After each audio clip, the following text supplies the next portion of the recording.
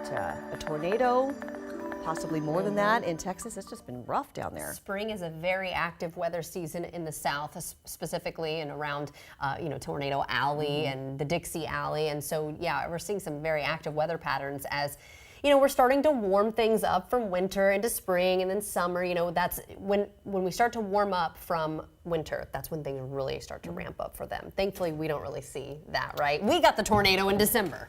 I mean, how random is that, right? So here's a look at the satellite and radar, the system that is moving through that brought that inclement weather, of course, for them. So here's an area of low pressure, its associated front, of course, heading into the southeast at this moment. But we are dealing with just some cloud cover. We have some clouds offshore that are going to start moving in, continue to move in. So we'll still see that filtered sunshine, but we are looking to stay dry. So putting the clock into motion for the rest of the day today, notice northerly winds. Not really seeing much, right? We are going to stay dry with these clouds moving in. However, earlier I talked about that trough that's going to be moving over us on Saturday. And so that gives a slight chance of some showers. And notice most of those showers on Saturday look to stay around the mountains. But as we go throughout the afternoon, can't completely rule out a couple of them to move into the lowlands. So Saturday, a few spotty showers possible, but not a big wet weather day. And then Sunday just looks dry altogether as that ridge begins to build back in. So it's just a quick little blip that will bring in just a few showers. But one interesting thing about that is the snow level is going to be dropping near the mountains too, and I'll talk about that in just a second. Temperatures outside right now are ranging in the 50s, just depending on where you are. We've got low to upper, but we also have some 60s. So Hoquiam, Shelton, you're already at 60. Forks is already at 61. And we do expect to continue to warm for the afternoon. And so it's time for Fido's forecast to get us there.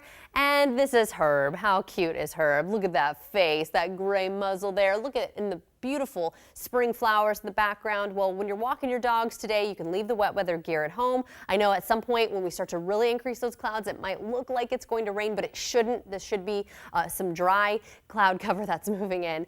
So just partly sunny, and I say that because we're still getting some sunshine coming through, and that's why we've been saying all morning, or Ben was saying this morning, filtered sunshine. It just has that kind of connotation where you can just picture it kind of getting filtered through the clouds there.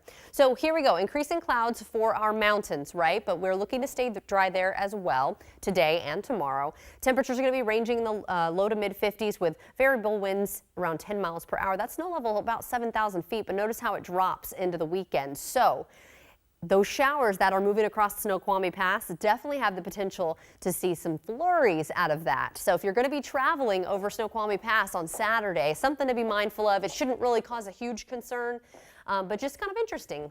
Late season flurries possibly. So here's a look at your 7-day forecast. Increasing clouds today, partly sunny for us tomorrow, maybe a few spotty showers, but again, most of that looks to stay in the mountains. And then Sunday, we're already drying back out with a few showers on Monday. So it seems like every other day we have a chance, and then we kind of clear back out. So it's actually a really nice forecast, I think. Yeah, it's not too bad. It's actually improved looking into the weekend, right? Yes, yeah. It's looking pretty good. Less rain.